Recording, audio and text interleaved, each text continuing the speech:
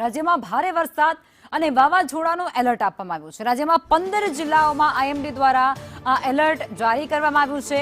ભારે વરસાદની હવામાન વિભાગ તરફથી ચેતવણી પણ આપી દેવાઈ છે। આગામી 3 કલાકમાં ભારે વરસાદની સંભાવના છે। 12 જેટલા જિલ્લાઓમાં ઓરેન્જ એલર્ટ આપવામાં આવ્યું છે। વરસાદ તો વરસવાનો છે, સાથે ક્યાંક વાવાઝોડું એટલે કે ભારે પવન પણ આવે તેવી શક્યતા અત્યારે વ્યક્ત કરવામાં આવી છે।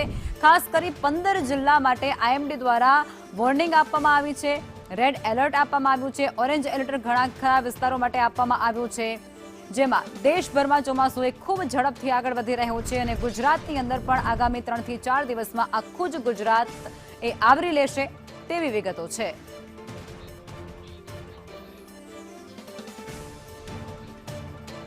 અને આજ મુદ્દે સહયોગી હિના જે ન્યૂઝરૂમથી અમારી સાથે જોડાઈ ચૂક્યા છે અને વિંડીના માધ્યમથી સમજાવવાનો પ્રયત્ન કરશે કે કયા કયા વિસ્તારોમાં કેટલા દિવસમાં વરસાદ આવી જશે અને હાલની સ્થિતિ શું છે વાવાઝોડાને લઈ। જી હિના। જી બિલકુલ લખમા, છેલ્લા 12 વર્ષમાં આ વર્ષે સૌથી નબળું ચોમાસાની જો એન્ટ્રી રહી હોય, ચોમાસાની શરૂઆત રહી તો આ વર્ષે રહી છે। કારણ કે આપણે જોયું કે ચોમાસું બહુ જ મોડું આવ્યું છે અને વરસાદની પરંતુ કહેવાય ને કે દેર આય પર દુરસ્ત આય, એટલા માટે ચોમાસાએ શરૂઆત તો કરી છે પણ ધમાકેદાર કરી છે। ભલે મોડું ચોમાસાની શરૂઆત થઈ છે, વરસાદની શરૂઆત થઈ ગઈ છે, પરંતુ હજુ આગામી 3 કલાક જે છે એ અતિ ભારે રહેવાના છે ગુજરાત માટે અને 15 એવા જિલ્લા છે કે જેમાં રેડ એલર્ટ આપવામાં આવ્યું છે અને 12 એવા જિલ્લા છે કે જ્યાં ઓરેન્જ એલર્ટ આપવામાં આવ્યું છે। એટલે હવે વિંડીના માધ્યમથી સમજશું કે કયા એવા જિલ્લા છે કે જ્યાં વરસાદની સૌથી વધુ આગાહી અને રેડ એલર્ટ આપવામાં આવ્યું છે।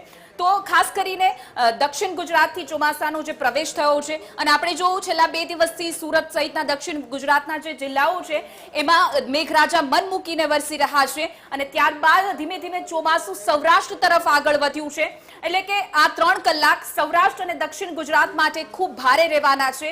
એમાં જો રેડ એલર્ટની વાત કરી દઉં તો સુરત છે અને સૌરાષ્ટ્રના જે દીવ હોય કે પછી જામનગર, અમરેલી અને રાજકોટ સહિતના પોરબંદર, આ બધા એ પટ્ટા છે કે જે સૌરાષ્ટ્રનો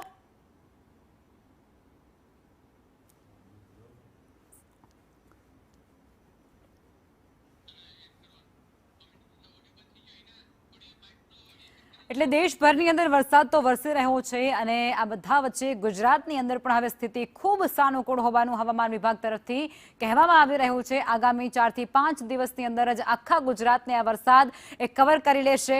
ખાસ કરી આગામી 4 દિવસ માટે આગાહી કરવામાં આવી છે, જેમાં દક્ષિણ ગુજરાતમાં રેડ એલર્ટ આપવામાં આવ્યું છે અને આગામી 7 દિવસ માટે સૌરાષ્ટ્રના ઘણા ખરા વિસ્તારોમાં પણ આગાહી થઈ છે।